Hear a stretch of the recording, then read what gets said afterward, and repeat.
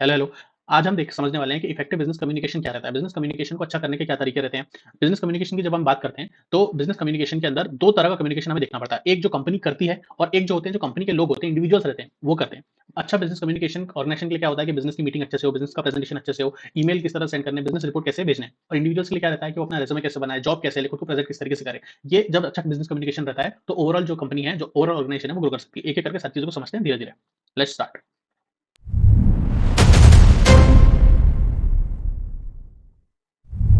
तो शुरू करते हैं। इफेक्टिव बिज़नेस कम्युनिकेशन के अंदर सबसे पहले हमें देखने की ज़रूरत है कि कम्युनिकेशन क्या होता है? कम्युनिकेशन मतलब अपनी बात को दूसरे तक पहुँचाना जैसा हम प बताना चाहते हैं। अगर ये जो कम्युनिकेशन है जैसा हम चाहते हैं वैसा नहीं हो पाया, सही तरीके से नहीं हो पाया, तो बात का बतंगड़ बन सकता है। हम कहने कुछ जाएँगे और हो कुछ और जाएगा। इसके लिए जो सेंडर है, जो कि मैसेज देना चाहता है, उसको अपने मैसेज को सही तरीके से सोच समझ के एनकोड करना है, पहले बनाना है। फिर किसी मीडियम के थ्रू उसको भेजना है। ऑनलाइन भेज सकता है, टेलीग्राम कर सकता है, माइक पर बोल सकता है और फिर जो रिसीवर है उसने उसको उस मैसेज को समझना है, डिकोड करना है। फिर जो रिसीवर है वो उसका फीडबैक भेज देगा सेंडर को।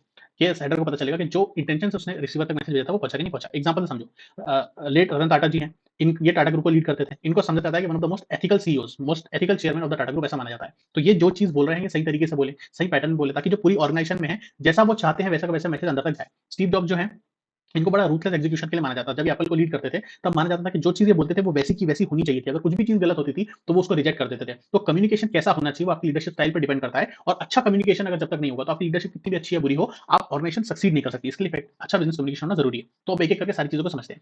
अच्छा बिज़नेस कम्युनिकेशन किसी भी बिज़नेस के लिए, किसी भी ऑर्गेनाइजेशन के लिए बहुत ज़रूरी है। किसी भी बिज़नेस वर्ल्ड के अंदर एक इंसान भले वो मैनेजर हो, कोई एम्प्लॉयी हो, कोई छोटा छोटा एम्प्लॉयी हो, किसी भी लेवल का एम्प्लॉयी हो, उसको जिनके साथ वो काम कर रहा है, जो कस्टमर्स है, जो एम्प्लॉइज़ है, जो बाहर की एजेंसीज़ हैं, जो सप्लायर्स हैं, उनसे कंटीन्यूअसली बात करते रहनी पड़ती है। अगर किसी भी ऑर्गेनाइजेशन को अपनी टीम बिल्डिंग एक्सरसाइज करनी है कि भाई एक अच्छी टीम रहनी चाहिए, ब्रांड को बनाना है, नेगोशिएशन करना है, उसके लिए अच्छा बिज़नेस कम्युनिकेशन होना बहुत ज़रूरी है। आज की तारीख में जबकि पूरी दुनिया जो ग्लोबलाइज्ड है, कॉम्पिटिटिव वर्ल्ड है, इसके लिए अगर आपको अपनी फर्म को, अपने लोगों को अलग करना है, कॉम्पिटिशन से अलग दिखाना है, तो आपके पास अच्छा कम्युनिकेशन स्किल, अच्छा बिज़नेस कम्युनिकेशन की स्किल्स होनी चाहिए। अच्छा बिज़नेस कम्युनिकेशन वो होता है, जो कि जो मैटर है, उसको कंसाइज़ रखे, छोटा रखे, एक्यूरेट लगे, जो चीज़ बोलना है वही चीज़ रखे और टाइमली रखे, टाइम पर बात हो सके। ये 3 चीज़ें होनी चाहिए कि कंसाइज़, एक्यूरेट और टाइमली कम्युनिकेशन रहना चाहिए। इसमें रिक्वायरमेंट रहती है कि ऑर्गेनाइजेशन का जो कल्चर है और प्रोटोकॉल्स है, रिक्वायरमेंट्स, इनकी अंडरस्टैंडिंग रहे मैनेजर को कि उसे क्या बोलना है, कब बोलना है। ठीक है? तो स्टार्ट करते हैं इफेक्टिव बिज़नेस कम्युनिकेशन से। उसमें सबसे पहली चीज़ आती है बिज़नेस की मीटिंग्स। क्या दिख रहा है कि सब लोग साथ में बैठे मीटिंग कर रहे हैं। बिज़नेस मीटिंग क्या करती है? हेल्प करती है कि इन्फॉर्मेशन को एक्वायर और डिसेमिनेट करना। एक्वायर करना मतलब इन्फॉर्मेशन दूसरों से लेना कि भाई आपके हिसाब से क्या है, आपके यहाँ पे क्या हुआ, आपके डिपार्टमेंट में क्या हुआ और फिर उसको सब तक पहुँचाना। आइडियाज़ को एक्सचेंज करना, एक प्लेटफ़ॉर्म बनाना जहाँ पे सब लोग साथ में आकर किसी भी चीज़ के बारे में बात कर सकें और टीम वर्क किस तरह से और अच्छा करना है, ऑर्गेनाइजेशन के गोल्स कैसे पूरे करने हैं उसको डिस्कस कर सकें। जो एम्प्लॉइज़ रहते हैं उनको मीटिंग बिल्कुल पसंद नहीं आती। उनको लगता है कि टाइम वेस्ट है, हर चीज़ में मीटिंग, मीटिंग, मीटिंग और इसको चेंज करने के लिए मीटिंग को इफेक्टिव बनाना ज़रूरी है। जो मीटिंग होती है वो डिपेंड करती है कई सारे फैक्टर्स पर। 3 फैक्टर्स होते हैं। जब आप फैक्टर्स जो होते हैं वो देखे जाते हैं जब आप मीटिंग के लिए प्रिपेयर कर रहे हो, फिर जब आप मीटिंग को कंडक्ट कर रहे हो और जब मीटिंग हो जाती है तो आपको उसकी रिकॉर्ड कीपिंग और फॉलो करना पड़ता है। तो सबसे पहली बात प्रिपेयरिंग फॉर द मीटिंग। जब मीटिंग आपने सोची है कि आपको मीटिंग करनी है, तो सबसे पहली बात आप डिसाइड करो कि मीटिंग का पर्पस क्या है। सिलेक्शन ऑफ द पार्टिसिपेंट्स, कौन-कौन मीटिंग में आ सकता है उनको सेलेक्ट करो। फिर एजेंडा डिसाइड करो। तो पहली चीज़ होती है purpose of the meeting. Meeting क्यों करी जा रही है? मीटिंग करने के कई कारण हो सकते हैं। हो सकता है एक ही एनुअल जनरल मीटिंग हो रही है किसी कंपनी की, उसी में आप डायरेक्टर को अपॉइंट कर रहे हो, उसमें लोगों की वेजेस डिसाइड कर रहे हो, उसी में एक ऑडिटर को निकाल के दूसरे ऑडिटर को लगा रहे हो। तो उसके एक पर्पस है, मल्टीपल पर्पस भी हो सकते हैं। सिंगल पर्पस भी हो सकता है कि भाई हमें बहुत सारे लॉसेस हो रहे हैं तो हमें कुछ करना पड़ेगा उसके लिए। तो उसका एक सिंगल पर्पस हो गया। तो आइडेंटिफाई करने की जरूरत है पहले से कि हमारा वो पर्पस क्या है और कौन कौन पार्टिसिपेंट्स हैं, हमें डिसाइड करना पड़ता है। उसके लिए मीटिंग का जो पर्पस है, मीटिंग क्यों बुलाई गई है ये जानना जरूरी है। अगर इन्फॉर्मेशनल मीटिंग है कि मीटिंग इसलिए करी गई है कि इन्फॉर्मेशन शेयर करने के लिए कि भाई एक क्वार्टर हो गया, 3 महीने हो गए, हमें इतना प्रॉफिट हुआ, इतना नुकसान हुआ, सिर्फ इन्फॉर्मेशन शेयर करनी है। या फिर डिसीजन मेकिंग की मीटिंग है, इसमें डिस्कशन करना पड़ता है, परसुएट करना पड़ता है, एनालिसिस करना पड़ता है, प्रॉब्लम्स को सॉल्व करना पड़ता है। तो जैसी मीटिंग रहेगी वैसा वो उसके पर्पस से डिटरमिन हो जाएगा और ये पता होना बहुत जरूरी है। फिर पार्टिसिपेंट को सेलेक्ट करना, पार्टिसिपेंट को सेलेक्ट करना बहुत ऑब्जेक्टिव है, बहुत ज़्यादा ज़रूरी है किसी भी इस मीटिंग को पूरी तरीके से खत्म करने के लिए। अगर जो मीटिंग का टाइम हमने देखा अगर इन्फॉर्मेशनल मीटिंग है, तो फिर तो आप जितने चाहे उतने लोगों को बुला लो। एक बंदा खड़ा रहेगा, वो सबको इन्फॉर्मेशन दे देगा। बड़े ग्रुप को भी आप बुला सकते हो। लेकिन अगर डिसीजन मेकिंग वाली मीटिंग है, तो आप सबको नहीं बुला सकते। सब में से आपको कुछ लोगों को चूज़ करना पड़ेगा, जो कि एक्चुअल में डिसीजन मेकिंग में, एनालिसिस में हेल्प कर सकते हैं। अगर आप बहुत सारे लोगों को बुला लोगे, तो डिसीजन नहीं ले पाएँगे कोई और आपकी जो मीटिंग है, वो एक्चुअल में उसका पर्पस फेल हो जाएगा। अगली चीज़ होती है कि मीटिंग का एजेंडा जो होता है, उसको पहले से सेट करना और सबको बता भी देना। ये ज़रूरी रहता है। एजेंडा का क्या मतलब होता है कि हम किस चीज़ पर काम करने वाले हैं, किस चीज़ पर बात करने वाले हैं, किस-किस चीज़ पर डिस्कशन होगा, किस-किस चीज़ पर फैसला होगा। जब आप एजेंडा फाइनल करते हो उसके साथ-साथ आपको बताना है कि किस डेट पर, किस वक़्त पर, किस जगह पर मीटिंग होने वाली है। कौन-कौन बंदा रिस्पॉन्सिबल है डिस्कशन करने के लिए, ये सारी चीज़ें आपको एजेंडा में लिख देनी है। जैसे फोटो में आपको दिख रहा है कि डेट है, टाइम है, डिस्कशन किस चीज़ पर होने वाला है, वीकली अपडेट। वीकली अपडेट क्या मतलब हुआ कि पिछले जो मीटिंग हुई थी हमने कोई चीज़ डिसाइड करी थी, अब उसमें कितनी प्रोग्रेस हो गई है, क्या प्रायोरिटी टास्क और नोट्स। इसमें जो पार्टिसिपेंट्स हैं, हम उन्हें बोल सकते हैं कि अगर आपको कोई डेटा है, कोई कोई प्रोजेक्शंस है बिज़नेस की, अगर आपको रिक्वायर्ड है तो वो आप साथ में लेकर आ जाओ और आपको ड्यूरेशन डिसाइड कर लेनी है कि कितने टाइम की मीटिंग है। हर एक टॉपिक पर कितना बात होने वाली है, जिससे सबको पता रहे कि टाइम कंस्ट्रेंट कितने हैं। अगर हमारे पास 1 घंटे की मीटिंग है और हमें 3 टॉपिक पर बात करना है, तो हर एक पे 20-20 मिनट आएँगे। तो सबको पता रहना चाहिए कि जल्दी बात करनी है, जल्दी उसको खत्म करना है। और अगर कोई बहुत इंपॉर्टेंट टॉपिक है, 1 घंटे तक उस पे ही बात करना है कोई, तो सबको पता है कि भाई डिटेल में बात हो सकती है। अब एक सैंपल देखो एजेंडा का, ये हमने एक सैंपल देखा, लेकिन एक और सैंपल देखो। सबसे जो भी नेम ऑफ द मीटिंग है, एजेंडा फॉर जो भी मीटिंग है, मान लो एजीएम है, ऑडिटर को निकालने के लिए, तो agenda for removal of the auditor, उसको प्रिपेयर किस डेट पर करा गया एजेंडा को, उसकी डेट लिख देंगे। फिर सब्जेक्ट जिसमें कोर पर्पस क्या है मीटिंग का, मीटिंग क्यों करी जा रही है वो लिखते हैं। अटेंडीज में हम लिखते हैं कि कौन कौन पार्टिसिपेंट्स हैं। हो सकता है कि हायरार्की के बेसिस पर हो, सीईओ, फिर एमडी हो, फिर मैनेजर हो, या फिर अल्फाबेटिकल ऑर्डर में एबीसीडी नाम के हिसाब से हो। मीटिंग का डेट क्या है, कब मीटिंग हो रही है, मीटिंग का ड्यूरेशन क्या है, किस जगह पर मीटिंग हो रही है। फिर एजेंडा आइटम्स, एजेंडा आइटम्स क्या होते हैं, सबसे पहली बात जो जो चीजें मीटिंग में होने वाली है उसको हम लिख देते हैं। फिर वो कौन करने वाला है, फिर वो कितनी देर में वो चीज करेगा, ये पहले से डिसाइड होना चाहिए, वरना मीटिंग कभी पूरी नहीं हो पाती। जैसे आपने अगर कभी ग्रुप स्टडीज करी हो, बच्चे साथ में आके बैठ के पढ़े, तो जब तक उसमें डिसाइडेड नहीं रहता कब तक क्या करना है, तो पढ़ाई होती ही नहीं है उस चीज में। वैसी मीटिंग रहती है। सबसे पहली बात हमने बोला कि वेलकम करेंगे, सबको बुलाएंगे, उसके लिए रजत को हमने रिस्पांसिबिलिटी की 5 मिनट में सबको वेलकम कर लेगा। फिर हम जो पुरानी मीटिंग है उसके मिनट्स का अप्रूवल, मिनट्स क्या होते हैं अभी हम आगे देखेंगे, और जो करंट मीटिंग है उसका एजेंडा रजत ही 10 मिनट में बता देगा। फिर जो पुरानी मीटिंग्स के आइटम थे उसमें कितनी प्रोग्रेस हुई वो निशा बता देगी। फिर प्रोडक्ट ए और प्रोडक्ट बी है जिसको हम नए आइटम्स के लिए डिस्कशन कर रहे हैं, किसको बनाना है, तो उसके लिए मिलिंद अरुण है, वो 15 मिनट में उस पर डिस्कशन करेंगे। फिर जो दूसरे इश्यूज है उसके लिए सीमा 10 मिनट ले लेगी। फिर जिसने वेलकम करा था रजत ने, वही क्लोज कर देगा, बोलेगा थैंक यू, आप सब आए, 5 मिनट में मीटिंग खत्म हो जाएगी। ये होता है मीटिंग का एजेंडा पहले से डिसाइड करना।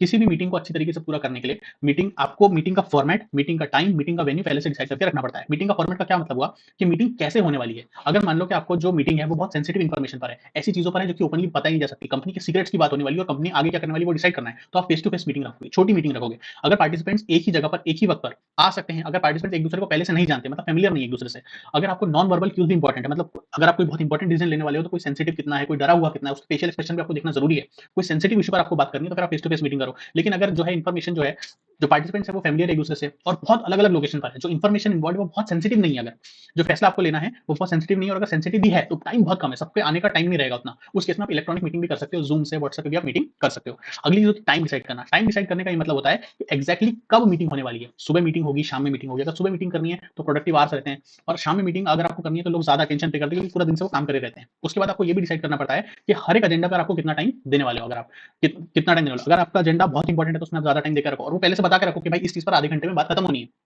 बात भी होनी है और फैसला भी होना है। तो जो टोटल टाइम है उसको आप अलग अलग एजेंडा में, अलग अलग इशू में बांट लो।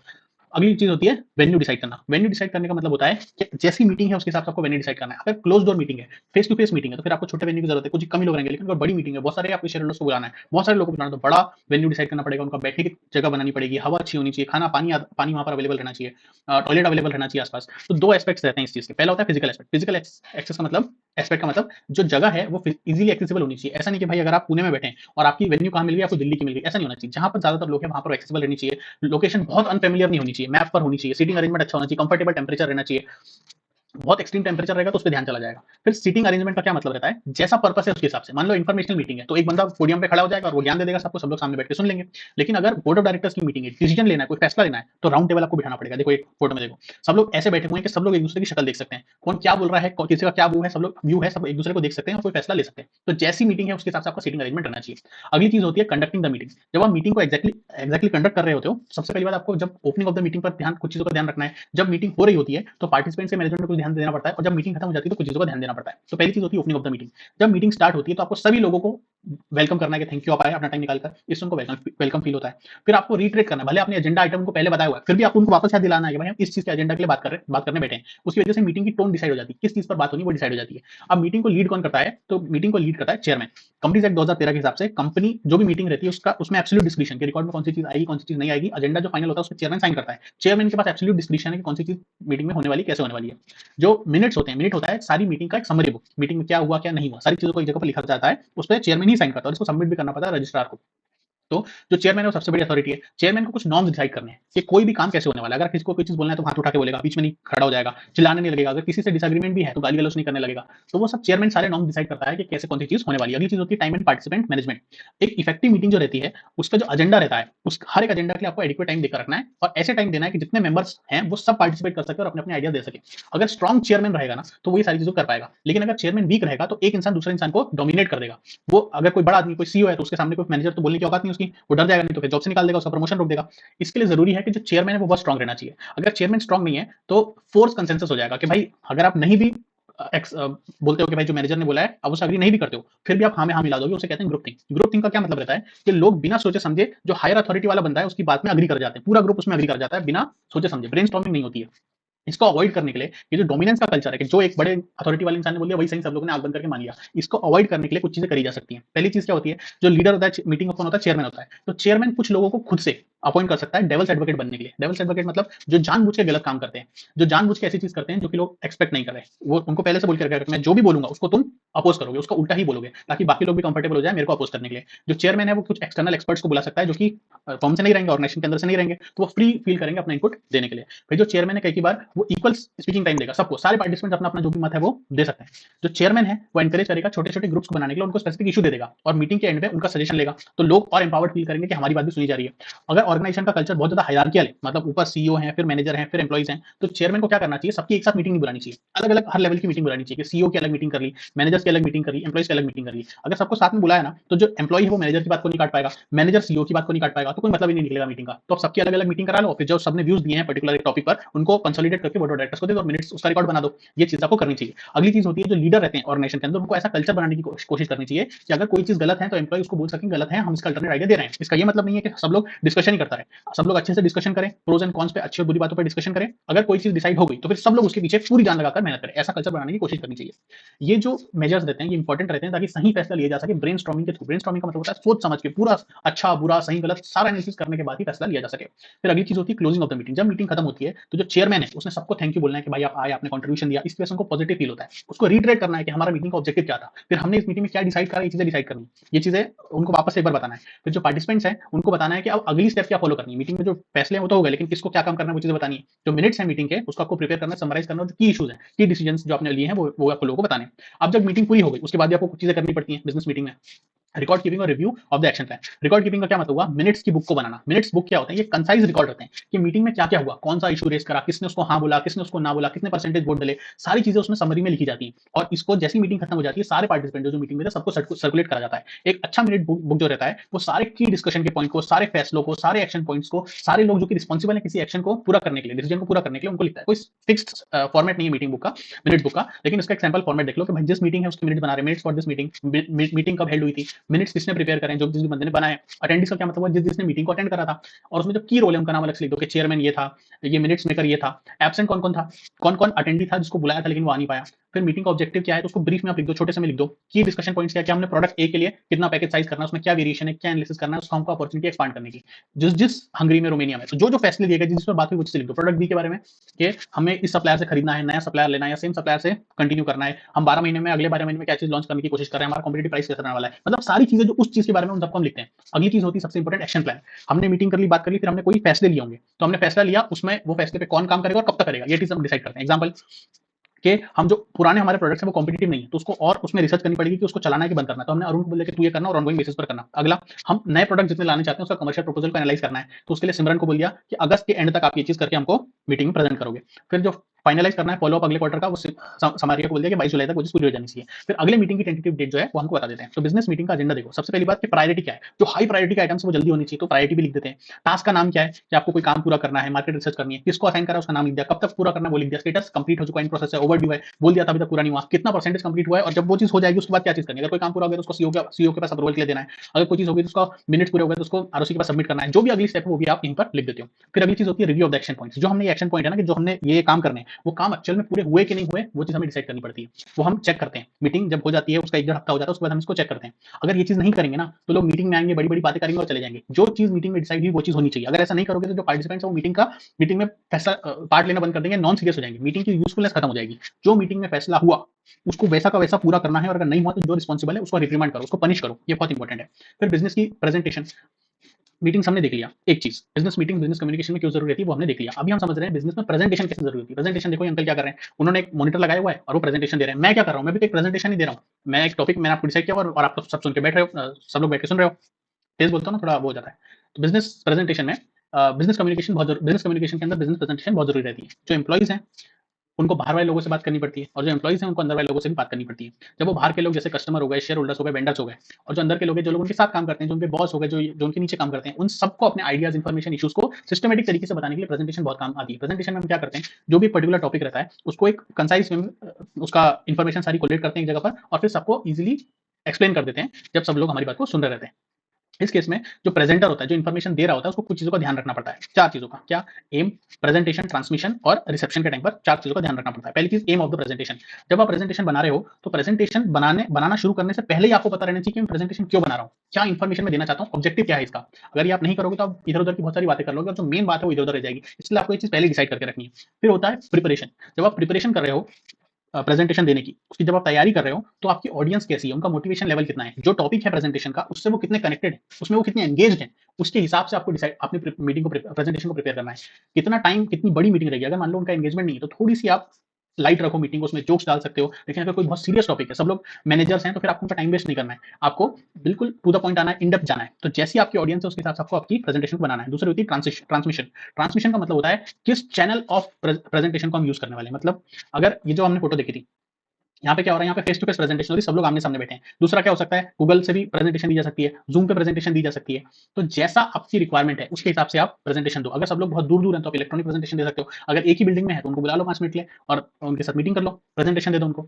इस केस में कुछ इंपॉर्टेंट चीज़ें रहती हैं। जब भी आप कोई प्रेजेंटेशन दे रहे हो, तो आपको क्लटरिंग नहीं करनी स्लाइड्स की। जो भी स्क्रीन पर दिख रहा है, वो बहुत ज़्यादा इन्फॉर्मेशन नहीं होनी चाहिए उसके अंदर और अगर है भी, तो आपको बुलेट पॉइंट्स में देना है, पैराग्राफ्स में नहीं रखना है। आपको जब आप इन्फॉर्मेशन दे रहे हो, तो आपको मिक्स करना है वर्ड्स को, पिक्चर्स को, साउंड्स को, ताकि सामने वाला एंगेजिंग उसको फील हो। जैसे आप अभी स्क्रीन पे देखोगे तो अभी भी आपको स्क्रीन पर फोटो दिखेगी, कंटिन्यूअसली एक ना एक फोटो रहती है। अगर बहुत ज़्यादा टेक्स्ट दिखता है तो पढ़ने का मन नहीं करता है, उस स्क्रीन को देखने का मन नहीं करता है। फिर आखिरी चीज़ होती है रिसेप्शन। रिसेप्शन का मतलब होता है जो सेंडर है, जो प्रेजेंटर है, उसे देखना है कि जो मैं कहना चाहता हूँ, क्या सामने वाले को समझ में आ रहा है कि नहीं आ रहा है, कि मैं बावले जैसा बोलते जा रहा हूँ, ऐसा नहीं होना चाहिए। जो चीज़ मैं बोल रहा हूँ वो सामने वाले को समझ में आ रहा है कि नहीं आ रहा है, उसके लिए मैं उनसे क्वेश्चंस पूछने के लिए मैं उनको एनकरेज करूँगा कि आप मुझसे पूछिए टॉपिक के बारे में। अगर आप सही सवाल पूछ रहे होंगे, तो मुझे समझ में आएगा कि आपको समझ में आ रहा है कि नहीं आ रहा है। दूसरी चीज़ क्या करी जा सकती है, मैं आपसे फीडबैक ले सकता हूँ कि आपको समझ में आया कि नहीं आया, कैसा लगा आपको? जैसे मैं आपको बोलता हूँ हर वीडियो के बाद कि मैं सारे कमेंट्स पढ़ता हूँ, आप ज़रूर कमेंट करिए, आपको टॉपिक कैसा लगा, आपको समझ में आया कि नहीं आया, वीडियो को लाइक करिए। ये आपका फीडबैक मैकेनिज़्म है और वीडियो को लाइक करिए और लोगों को शेयर करिए जिनको ज़रूरत है।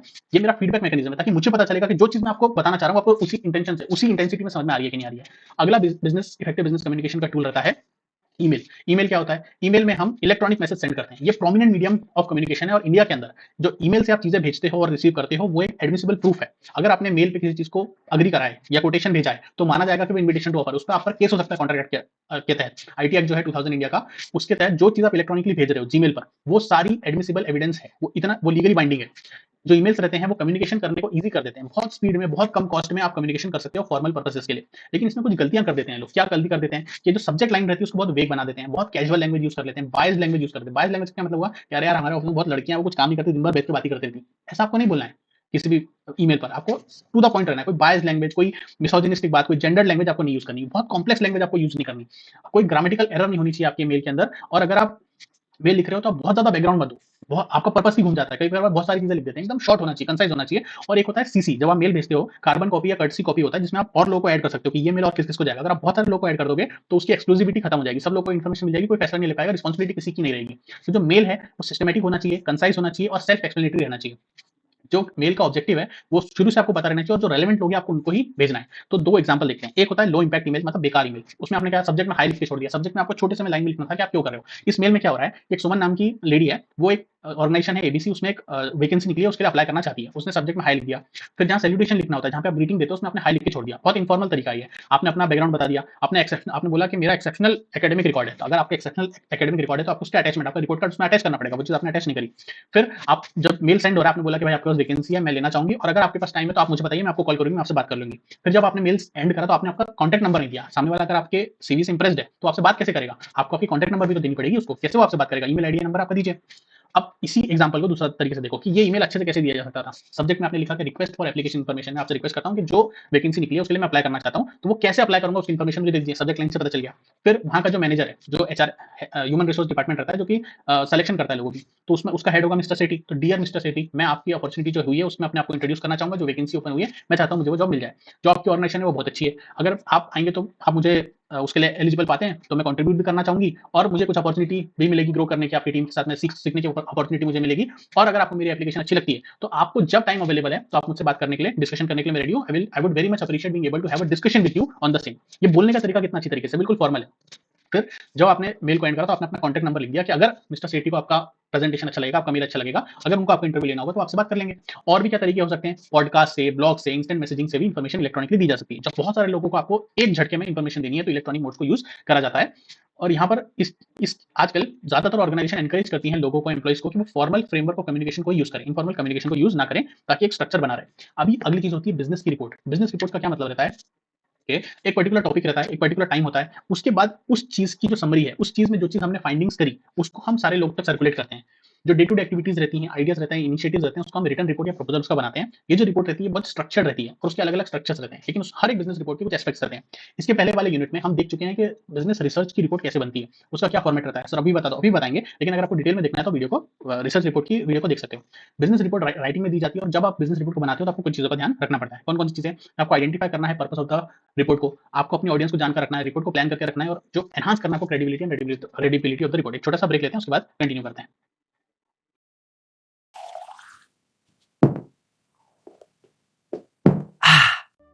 हेलो, कंटिन्यू करते हैं। जिन्होंने पानी नहीं पिया, एक घूंट पानी पी लो, पूरा फोकस वापस आ जाएगा, रिजुविनेट हो जाओगे। हम देख रहे थे बिजनेस रिपोर्ट को। बिजनेस रिपोर्ट जो होती है किसी भी बिजनेस का इंटीग्रल पार्ट है। किसी भी बात पर, किसी एक टॉपिक पर हम रिपोर्ट देते हैं कि सेल्स कितनी बड़ी है क्वार्टर में, कोई हमारा प्रोडक्ट है वो कैसा परफॉर्म कर रहा है। रिसर्च की रिपोर्ट जो होती है वो हम देख चुके हैं। रिसर्च रिपोर्ट जब बनती है तो हमें चार चीजों का ध्यान रखना पड़ता है कि रिपोर्ट का पर्पस हमें पहले आइडेंटिफाई करना है, हमारी ऑडियंस को हमको समझ कर रखना है, रिपोर्ट को प्लान करके रखना है, और हमें हमारी रिपोर्ट की क्रेडिबिलिटी, रीडेबिलिटी कंटिन्यूसली बढ़ाते रहनी है जब हम रिपोर्ट को बना रहे हैं। एक बात और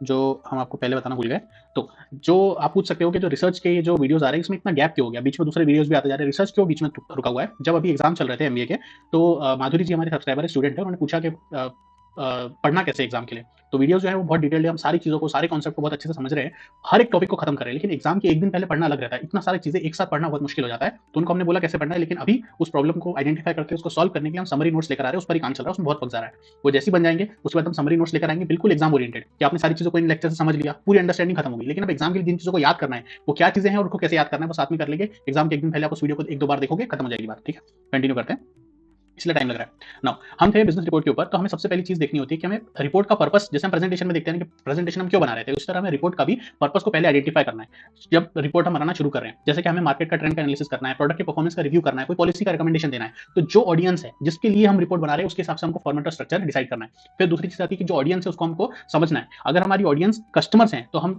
सारी डिटेल्स को इंक्लूड करेंगे, बड़ी रिपोर्ट बनाएंगे। लेकिन वहीं अगर हमारे जो ऑडियंस है वो मैनेजर है, सुपरवाइजर है, सुपीरियर्स है हमारे, तो हम छोटी रिपोर्ट बनाएंगे। जो जिस इंसान को जिस चीज की जरूरत है उस चीज की हम उसको रिपोर्ट देंगे। जैसे कस्टमर है तो प्रोडक्ट की हिस्ट्री पे, जेनेसिस में इंटरेस्टेड रहेगा कि प्रोडक्ट कैसे बना, उसमें क्या चीजें हैं। लेकिन जो मैनेजर, जो सुपरवाइजर, उसको तो ऑलरेडी पता है ना प्रोडक्ट कैसे बना है, उसको इन सब चीज में इंटरेस्ट नहीं है। उसको इंटरेस्ट है कि कस्टमर का एक्जिस्टिंग रिस्पॉन्स कैसा है, मार्केट ट्रेंड कैसा है, कंप्यूटर का प्रोडक्ट का परफॉर्मेंस कैसा है, उसको इन चीजों में इंटरेस्ट है। तो जो ऑडियंस है उसके हिसाब से हम रिपोर्ट को बनाएंगे। फिर हम रिपोर्ट की प्लानिंग करेंगे। रिपोर्ट की प्लानिंग का मतलब होता है कि रिपोर्ट की हम एक आउटलाइन डिसाइड कर लेते हैं कि रिपोर्ट में क्या क्या है। जैसे रिपोर्ट में आपको दिख रहा है कि पहले टाइटल पेज है, फिर टेबल ऑफ कंटेंट है, फिर एग्जीक्यूटिव समरी है। उसी तरीके से हर एक रिपोर्ट में कुछ सेक्शंस होते ही होते हैं। जैसे पहली चीज होती है एग्जीक्यूटिव समरी। ये कंसाइज समरी रहती है कि रिपोर्ट में सारी चीजें क्या है, कॉम्प्रिहेंसिवली इसको बता दिया जाता है। ज्यादातर लोग इसको रीड करते हैं, पूरी रिपोर्ट रीड करने किसी को टाइम रहता नहीं है। ये सबसे आखिरी में बनाई जाती है, सबसे आखिरी में लिखी जाती है एग्जीक्यूटिव समरी। फिर होती है रिपोर्ट की इंट्रोडक्शन, कि टॉपिक क्या है, किस चीज पर रिपोर्ट हम दे रहे हैं, कि ऑब्जेक्टिव क्या है। बॉडी में क्या होता है, सारा टॉपिक जो हमने डेटा कलेक्ट करा वो सारी चीजें हम लिख देते हैं। जो इसका एविडेंस रहता है वो हम अपेंडिक्स के अंदर डाल देते हैं, अभी वो आएगा। फिर कंक्लूजन और समरी में क्या होता है, जो की फाइंडिंग हमें मिली उसको हम लिख देते हैं समरी कंक्लूजन के अंदर। फिर सोर्सेज का क्या मतलब होता है, जो डेटा हमने यूज करा है। अगर हमने खुद से सर्वे करा है, खुद से क्वेश्चनर बना के लोगों से इन्फॉर्मेशन लिया तो हम बोल देंगे प्राइमरी डेटा है। लेकिन अगर सेकेंडरी डेटा हमने किसी वेबसाइट से लिया, गवर्नमेंट की पब्लिकेशन से लिया, गवर्नमेंट इकोनॉमिक सर्वे निकालती है इकोनॉमी का हर एक बजट के पहले, उससे हमने डेटा को उठाया,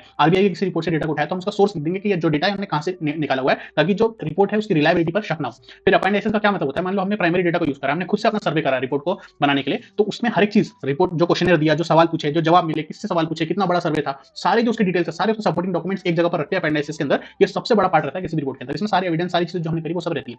एग्जांपल समझते हैं, मान लो एक प्रोजेक्ट है एबीसी, उसके लिए हमें रिपोर्ट बनानी है। सबसे पहले हम क्या लिखेंगे, टाइटल पेज लिखेंगे कि जो हम रिपोर्ट बना रहे हैं प्रोजेक्ट एबीसी के लिए बना रहे हैं, किसको सबमिट हमने करा है, किसने इस रिपोर्ट को बनाया है, किस साल के लिए इस रिपोर्ट को सबमिट करा गया, वो हम लिख देते हैं। फिर अगला पेज आता है टेबल ऑफ कंटेंट का। उसमें हम पेज नंबर लिख देते हैं कि कौन सी चीज़ किस पेज नंबर पर है और क्या-क्या चीज़ें हैं, एग्जीक्यूटिव समरी है, इंट्रोडक्शन है, डिजाइन है, की इनसाइट है, इंपैक्ट क्या है, फैक्टर्स क्या है, चैलेंजेस क्या निकले, रिकमेंडेशन हम आगे प्रोजेक्ट के लिए क्या दे रहे हैं, कंक्लूजन क्या है और कहाँ-कहाँ से रेफरेंसेस, कहाँ-कहाँ से डेटा हमने यूज़ करा है। अब जो रिपोर्ट है उसको और अच्छा बनाने के लिए, उसकी क्रेडिबिलिटी और रीडेबिलिटी को और अच्छा करने के लिए हमें क्या करना है कि जो डेटा हमने कलेक्ट और दिया है, फाइनल जो कंक्लूजन दिया है, उसको हमें रीडेबल, रिलायबल और वेरीफाइबल बनाना है। रिलायबल का क्या मतलब हुआ? जिस पे हम भरोसा कर सकें। जो डेटा होता है बिजनेस रिपोर्ट का, या तो नंबर्स के फॉर्म में कि परफॉर्मेंस डेटा कैसा है, मार्केट ट्रेंड कैसा है, कस्टमर सेटिस्फेक्शन का, या वर्ड्स के फॉर्म में कि एक्सपर्ट एनालिसिस कैसा है, कस्टमर का रिमार्क कैसा है। तो ये जो भी डेटा का कलेक्शन हमने करा है, प्राइमरी डेटा है, प्राइमरी रिसर्च करी हमने खुद करा है, या सेकेंडरी रिसर्च कहीं और के डेटा को हमने यूज करा है, कैसा भी डेटा हमने यूज करा हो, इन दोनों को ही रिलायबल और वेरीफाइबल सोर्सेस से रहना चाहिए। अगर हमने हमारे डेटा को ऐसे सोर्स से निकाला है जो कि रिलायबल नहीं है, तो ज्यादातर स्टूडेंट्स क्या करते हैं अपनी रिपोर्ट बनाने के लिए विकीपीडिया के डेटा को यूज कर लेते हैं क्योंकि वो फ्री एनसाइक्लोपीडिया है। लेकिन विकीपीडिया जो है उसको दुनिया में कोई भी कहीं से भी बैठ के एडिट कर सकता है, तो उसका डेटा रिलायबल नहीं है। लेकिन वहीं अगर हम किसी डेटा को गवर्नमेंट ऑफ इंडिया की रिपोर्ट से ले रहे हैं, आरबीआई की जो रिपोर्ट पब्लिश होती है, इकोनॉमिक सर्वे जो होता है हर एक साल में, या फिर जो ओवरऑल सर्वे होता है 10 साल में एक बार, उससे कंसेंसस से सेंसस से हम उस डेटा को निकाल रहे हैं, तो वो रिलायबल सोर्स है। तो जो सोर्स है डेटा का वो बहुत रिलायबल रहना चाहिए, और जो रिलायबल सोर्स है उसको हमको कोट करना है, तो उससे रिपोर्ट की रीडेबिलिटी और क्रेडिबिलिटी बढ़ती है।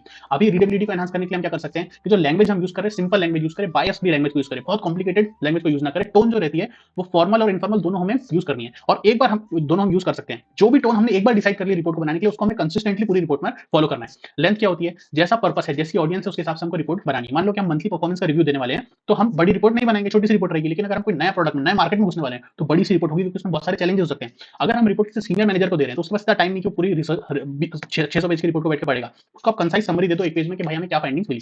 फिर विजुअल एड्स, अगर बहुत ज्यादा वर्ड्स वर्ड रहेंगे ना, वर्ड्स ही वर्ड्स रहेंगे, लेकिन अगर तो फिर समझ में नहीं आएगा। जैसे पूरी स्क्रीन पर फोटो है, तो उसकी वजह से आपको स्क्रीन अच्छी लग रही है। उसी तरीके से मान लो आपको फोटोज को, विजुअल्स को यूज करना है ताकि इंटरेस्ट जगे सामने वाले का। अगर हमको बताना है कि सेल्स किस क्वार्टर में ज्यादा थी, चौथे क्वार्टर का पाए फॉर्म में हमने बता दिया, उसका सबसे बड़ा शेयर है, तो हमने बता दिया कि फोर्थ क्वार्टर में सबसे ज्यादा सेल्स हुई है। दूसरा, कि जो हम डेटा हम कलेक्ट करते हैं उसको हम किसी कोड से, किसी फिगर्स के फॉर्म में भी दिखा सकते हैं। मान लो हमें क्या दिखाना है, हमें पॉजिटिव और नेगेटिव दिखाना है, तो हम उसको डायग्राम से दिखा सकते हैं। एक होता है कि हमने सीधा-सीधा लिस्ट कर दिया तीनों को। दूसरा क्या होता है कि हमने जो पॉजिटिव वाले उसको एक एरो इस तरफ दिखाया, और जो नेगेटिव वाले एक एरो हमने इस तरफ दिखाया, तो हमें पता चल गया कि ये पॉजिटिव और ये नेगेटिव है, और पॉजिटिव क्या नेगेटिव है। तो हम कुछ डायग्राम्स को भी यूज कर सकते हैं ताकि और इंटरेस्ट जगे रीडर का।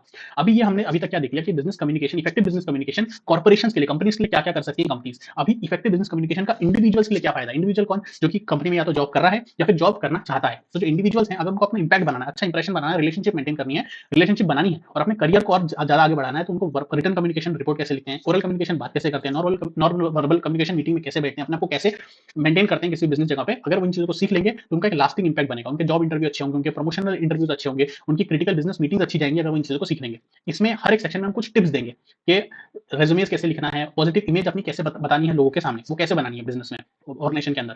तो सबसे पहली बात होती है रेज्यूमे बनाना। आज के कॉम्पिटिटिव एनवायरनमेंट में जॉब लेना बहुत मुश्किल है, और अच्छी जॉब लेने के लिए आपको अपने अप्लाई करना पड़ता है कहीं पर। तो अप्लाई आप कैसे करते हो? तो अपनी स्ट्रेंथ को हाईलाइट करके करते हो। तो रेज़्यूमे क्या रहता है? आपका बायो डेटा होता है। उसमें आपकी पर्सनल डिटेल्स लिखी रहती हैं, आपने कहाँ से पढ़ाई करी, कितना आपको क्वालिफिकेशन है, कितना परसेंटेज आया था, आपने कहाँ-कहाँ पहले काम करा हुआ है, आपके पास कौन-कौन सी स्किल्स अभी तक हैं, वो सारी चीज़ें आप लिखते हो। लेफ्ट में देखो फोटो में आपको दिख रहा रहेगा कि कितना अच्छे से रेज़्यूमे बना है। आपकी फोटो लिखी है, आपका कॉन्टैक्ट नंबर है, आपकी क्या स्किल्स है, आपने कहाँ-कहाँ काम करा है, वो सारी चीज़ें लिखी रहती है। इसमें हाई इंपैक्ट रेज़्यूमेस आपको बनाने की कोशिश करनी है, जिससे एक पॉजिटिव इंप्रेशन बने एम्प्लॉयर की नज़रों में आपका, और वो आपके जो रेज़्यूमे है उसको शॉर्टलिस्ट करके आपको इंटरव्यू के लिए बुला ले। इसके लिए टिप्स क्या-क्या हैं कि आपको ऑब्जेक्टिव जो है रेज़्यूमे का याद रखना है। रेज़्यूमे आप एम्प्लॉयमेंट जॉब लेने के लिए नहीं कर रहे हो, रेज़्यूमे आप क्यों बना रहे हो? ताकि आपको इंटरव्यू मिल सके। तो आपको इसको ऐसा बनाना है कि आपकी पर्सनल डिटेल्स, आपका एजुकेशन बैकग्राउंड, जो स्पेसिफाइड क्वालिफिकेशंस है, आपकी एम्प्लॉयमेंट हिस्ट्री आपको ऐसी बनानी है कि एम्प्लॉयर को इंटरेस्ट जागे कि भाई इसको मैं अपनी जॉब में रख सकता हूँ। आपको अभी रेज़्यूमे से जॉब नहीं मिल जाएगी सीधे-सीधे। आपको रेज़्यूमे बनाना है ताकि आप इंटरव्यू क्रैक कर सको, इंटरव्यू के लिए आपको बुला लें। फिर प्लानिंग द आउटलाइन, आपका रेज़्यूमे कैसा रहने वाला है, आप पहले से डिसाइड करके रखो कि पहले कौन सी चीज़ आएगी, बाद में कौन सी चीज़ आएगी, और उसको इंटरेस्टिंग, इनोवेटिव तरीके से बताओ, ताकि आपका जो रेज़्यूमे है दूसरे बंदे से अलग रहे। फोटो लगाओ, अच्छी तरीके से प्रोफाइल बनाओ, स्किल्स एक के बाद एक रखो, छोटा रखो उसको। फिर कंसोलिडेट रेलेवेंट इन्फॉर्मेशन, जो रेलेवेंट इन्फॉर्मेशन है आप सारी डाल के रखो, लेकिन सिर्फ रेलेवेंट इन्फॉर्मेशन, बहुत बड़ा बनाने की जरूरत नहीं है। जो की रोल्स, जो की स्किल्स, की अचीवमेंट्स थे उनको ही रखो, बहुत जो छोटी-छोटी चीज़ों को हटा दो। और जब आप इन चीज़ों को सही तरीके से रखोगे, सही अचीवमेंट रखोगे, सही क्रोनोलॉजिकल ऑर्डर में रखोगे, तो फिर इंटरेस्ट आता है रेज़्यूमे के अंदर। जैसे आपको दिख रहा है कि फोटो लगी है, मैंने कहाँ काम करा है, कॉन्टैक्ट नंबर है, स्किल्स है, एजुकेशन है, फिर प्रोफाइल मैंने कहाँ काम करा है, मैं कौन हूँ, मेरा एक्सपीरियंस कहाँ-कहाँ का है, मेरे पास कौन-कौन से स्किल्स है। सिंपली आपने लिख दिया, तो आप सिंपल है लेकिन बहुत इफेक्टिव रेज़्यूमे है ये। फिर जो इन्फॉर्मेशन को आपको प्रेजेंट कैसे करना है, स्ट्रक्चर्ड फॉर्मेट में करना है। अगर रेज़्यूमे को आपको इंपैक्टफुल बनाना है तो कंसाइज होना चाहिए, रीडेबल होना चाहिए और अपीलिंग उसका फॉर्मेट रहना चाहिए। एक एम्प्लॉयर के पास हंड्रेड्स ऑफ रेज़्यूमेस आते हैं, वो किसको सेलेक्ट करेगा जो उसको अच्छा लगेगा, देखने में अच्छा लगेगा, उसमें बुलेट पॉइंट्स होंगे, टेबल बने होंगे, कम वर्ड में ज्यादा चीज लिखी होगी, बायस फ्री लैंग्वेज होगी, सिंपल लैंग्वेज होगी, कोई ग्रामेटिकल मिस्टेक नहीं रहेगी। इन चीजों का आपको ध्यान रखना है, और उसमें आपका कॉन्टैक्ट नंबर लिखा होना चाहिए ऊपर ही, ताकि अगर उसको आपका रेज़्यूमे अच्छा लगा तो तुरंत आपको फोन कर सकता है। फिर कस्टमाइज करना आपको रेज़्यूमे को कंपनी की रिक्वायरमेंट के अनुसार, पहले ही कंपनी की क्या रिक्वायरमेंट है उसको आप देख लो। कई बार कंपनी क्या करती है, टेम्पलेट बनाती है जिसको गूगल फॉर्म के फॉर्म में वो देती है कि भाई जो भी आपकी डिटेल्स है उसको आप गूगल फॉर्म में भर दो, ताकि वो हमारे सिस्टम में आ जाएगी। फिर आपकी जो डिटेल्स है उसको, जो जॉब डिस्क्रिप्शन, जो वैकेंसी निकल रही है हम उससे मैच कर लेंगे, तो वो आप पहले से करके रख लो। कंपनी में रेज़्यूमे देने से पहले पहले वो गूगल फॉर्म भर के रख दो, तो उनकी जो रिक्वायरमेंट है वो पूरी हो जाएगी। वो आपको शॉर्टलिस्ट कर सकते हैं, जॉब डिस्क्रिप्शन के अगेंस्ट, कैरेक्टरिस्टिक्स के अगेंस्ट आपको कंपेयर कर सकते हैं पहले से ही। फिर खुद को प्रेज़ेंट कैसे करना है इंडिविजुअल को? पहली चीज़ होती है जॉब या प्रमोशन इंटरव्यूज़। एक बार आपका जो रिज़्यूमे है वो शॉर्टलिस्ट हो गया तो फिर आपको इंटरव्यू के लिए बुला लेंगे। तो और फिर देखेंगे कि आप वैकेंसी के लिए फिट हो के नहीं हो। तो कई-कई बार कैंडिडेट्स नर्वस हो जाते हैं कि अपनी कैसे करेंगे भाई, कोई सवाल पूछ लेंगे। आपको आपका माइंडसेट चेंज करने की ज़रूरत है। आपको इसको एक अपॉर्च्युनिटी की तरह देखना है कि मैं अपनी स्ट्रेंथ बताने की कोशिश करता हूँ और अपना एक अच्छा पॉजिटिव इंप्रेशन बनाने की कोशिश करता हूँ। क्या टिप्स हो सकती हैं? अपनी बॉडी लैंग्वेज जो अच्छी रखो, खुली-खुली बॉडी लैंग्वेज रखो, ऐसे सिकुड़ के मत बैठो। पॉजिटिव बॉडी लैंग्वेज रखो, आई कॉन्टैक्ट मेंटेन करो। अगर कोई कुछ बोल रहा है तो नॉड करो, उसके साथ अच्छे से हाथ मिलाओ। कोई चीज़ बोल रहे हो तो अच्छे से बोलो। सारे इंटरव्यूअर्स को पहले गुड मॉर्निंग बोलो, सबसे बात करो। जो क्रिटिकल, ये आपको क्रिटिकल एज देगा बाकी लोगों से ज़्यादा। और अच्छी तरीके से ड्रेस करके जाओ, स्मार्टली ड्रेस करके जाओ। बहुत ज़्यादा भी नहीं, बहुत कम भी नहीं। सीटिंग चॉइस क्या है? पहली बात तो आपको कोई चॉइस देगा नहीं। जहाँ बैठने के लिए बोलेगा आपको वहाँ बैठना पड़ेगा। लेकिन अगर चॉइस मिलती है तो ऐसी जगह पे बैठो कि आपको सारे लोगों के चेहरे दिख रहे हैं और ऐसी जगह पे देखो कि आपको दरवाज़ा दिख रहा है। अगर दरवाज़ा दिखता रहेगा, कोई दूसरा बंदा आ जाएगा तो आप उसको भी ग्रीट कर सकते हो। वरना कोई पीछे से आ जाएगा, आप बोलते रह जाओगे। फिर क्वेश्चन्स क्या होते हैं क्लैरिफिकेशन के लिए? आप सामने से क्वेश्चन पूछ सकते हो। उससे आपको वो नहीं होना है, डरना नहीं है सवाल पूछने से। आप उनसे पूछो कि भाई आप क्या चाहते हो? आप मेरे जो जॉब डिस्क्रिप्शन है, उससे आपकी क्या एक्सपेक्टेशन है? और आप पहले से रीड करके जाओ। आपका जो एम्प्लॉयर है, जिस जगह पे आपने जॉब के लिए अप्लाई करा है, उसका क्या बिज़नेस है? वो क्या काम करते हैं? उनका क्या सेल है? क्या ग्रोथ है? उनका सबसे बड़ा कॉम्पिटिटर कौन है? कंपनी का एम्बिशन क्या है? वो क्या करना चाहती है? सब चीज़ें पहले से रीड करके जाओ और सवाल भी आप उनसे पूछ सकते हो। फिर खुद को ऑर्गेनाइज़ करना। मतलब जब आप इंटरव्यू के लिए जा रहे हो तो आपका रिज्यूमे तो क्लियर हो चुका है, लेकिन कुछ रिज्यूमे की हार्ड कॉपी लेके चले जाओ। उनसे पूछ लो कि आपको मेरा रिज्यूमे चाहिए, क्योंकि उनको याद थोड़ी है, इतने सारे लोग का वो इंटरव्यू ले रहे हैं, उनको थोड़ी पता है कि ये कौन है, इसकी क्या स्किल है। तो आप उनको रिज्यूमे की कॉपी दे दो। 15-20 मिनट पहले ही पहुंच जाओ वहां पर, बिफोर एंड अपना रिज्यूमे लेकर। लास्ट मिनट में कोई अनएक्सपेक्टेड चीज़ है उसको अवॉइड करने के लिए आप पहले ही पहुंच जाओ। लेट नहीं होगे, शांति से वहां पे बैठ जाओगे, सेटल डाउन हो जाओगे। फिर जो पॉइंट्स आपने ऑलरेडी रिज्यूमे पे लिखे हुए हैं, उसको आप बोलो कि आपको अगर रिकॉल करने हैं, शॉर्टलिस्ट करने हैं, तो उनको एक ऑप्शन दे दो, अपना एक छोटा ब्रीफ इंट्रोडक्शन के फॉर्म में बता दो, ताकि उनको भी ईज़ हो जाएगा, उनको याद आ जाएगा कि अच्छा ये बंदा था, इसका रिज्यूमे हमने शॉर्टलिस्ट करा था। फिर पोस्ट इंटरव्यू माइंडसेट का क्या मतलब रहता है? जब इंटरव्यू हो जाता है, तो या तो आपका इंटरव्यू क्लियर होगा या तो इंटरव्यू आपका क्लियर नहीं होगा। तो आपको एक बात समझने की ज़रूरत है कि आपको आपका पॉजिटिव एटीट्यूड जो है वो पॉजिटिव रखना है। इंटरव्यू में सिलेक्शन उसका होता है जो बेस्ट कैंडिडेट होता है उस रोल के लिए। वो आपको एक्सेप्ट या रिजेक्ट नहीं कर रहे हैं। वो ये नहीं बोल रहे हैं कि आप सीईओ नहीं बन सकते हैं। वो ये बोल रहे हैं कि अगर सेल्स मैनेजर के सेल्स डिपार्टमेंट के अंदर एक सेल्स मैनेजर की एक जो उसके अंदर सबऑर्डिनेट है, उसकी एक वैकेंसी निकली है, उस पोस्ट के लिए आप एलिजिबल नहीं है। क्यों? क्योंकि उस पोस्ट के लिए कोई दूसरा बंदा बेस्ट है, जिन लोगों ने अप्लाई करा है उसमें। पूरी दुनिया में नहीं, जितने लोगों ने उस वक्त अप्लाई करा है, उस बैच में अप्लाई करा है, उसमें आप बेस्ट नहीं हो। वो जॉब किसी और को मिल गई। तो ऐसा इसका ये मतलब नहीं है कि आप किसी चीज़ में अच्छे नहीं हैं। उस रोल के लिए जितने लोगों ने अप्लाई करा उसमें आप बेस्ट नहीं है, तो आप किसी और कंपनी में अप्लाई करो। हो सकता है कि उस बैच में आप सबसे बेस्ट हो, अपने स्किल को थोड़ा और अच्छा कर लो। तो आपको पॉजिटिव एटीट्यूड रखना है जब इंटरव्यू पूरा हो जाता है तब। तो इस पूरे यूनिट में हमने देखा बिज़नेस कम्युनिकेशन क्या होता है। अगर बिज़नेस कम्युनिकेशन की हम बात करें, रतन टाटा जी बोर्ड मीटिंग में खड़े होकर बोलेंगे कि अगर प्रोजेक्ट पूरा नहीं हुआ तो लाठी-लाठी मारेंगे, ऐसा नहीं होता है। उनको अच्छे से अपने आप को प्रेज़ेंट करना है, अच्छे शब्दों में बातों को बोलना है, सबको बोलने का वक़्त देना है। जब मीटिंग हो रही है तो जो मीटिंग में डिसाइड हुई उन चीज़ों को पूरा भी करना है। कॉर्पोरेशन जो होती है वो बिज़नेस की मीटिंग, बिज़नेस का प्रेज़ेंटेशन, ईमेल, बिज़नेस रिपोर्ट्स को अच्छी तरीके से यूज़ करेंगी, तो उनके लिए एक एज बन जाएगा दूसरे कॉम्पिटिटर से। और जो पर्सनल इंडिविजुअल है, अगर वो अपने रिज़्यूमे को सही तरीके से बनाएगा, उसकी टिप्स को फॉलो करेगा, अपने आप को सही तरीके से प्रेज़ेंट करेगा, तो वो अपने जो करियर है उसमें भी ग्रो कर सकता है और ईज़िली अपने आप को बाकी लोगों से अच्छी तरीके से प्रेज़ेंट कर सकता है। उसका वर्ड बढ़ जाएगा, उसका इंप्रेशन अच्छा बन जाएगा और वो लॉन्ग टाइम सर्वाइव कर जाएगा, उसका करियर बहुत अच्छा रहेगा। आई होप आपको इस पूरे यूनिट को, ये सारी चीज़ें आपको समझ में आ गई होंगी। कोई भी डाउट है तो आप कमेंट्स में पूछ सकते हो। और ये जो सारे नोट्स हैं, अगर आपको चाहिए, आपके पास नोट्स नहीं है तो टेलीग्राम पे डले हुए हैं। अगर टेलीग्राम पर आपको नहीं मिलते हैं तो व्हाट्सएप नंबर है, उस पे आप भेज सकते हो, मैं आपको तुरंत पीडीएफ भेज दूँगा। समरी नोट्स आ रहे हैं, जैसे ही वो आ जाएँगे एग्ज़ाम ओरिएंटेड बैच बनाएँगे, कुछ घंटों में पूरा का पूरा सब्जेक्ट खत्म हो जाएगा। Take care. मेरा ये चैनल सब्सक्राइब करें और मेरे हर अपडेट आपको मिले इसके लिए बेल आइकन जरूर दबाइएगा। आप सभी को मेरी ढेर सारी शुभकामनाएं।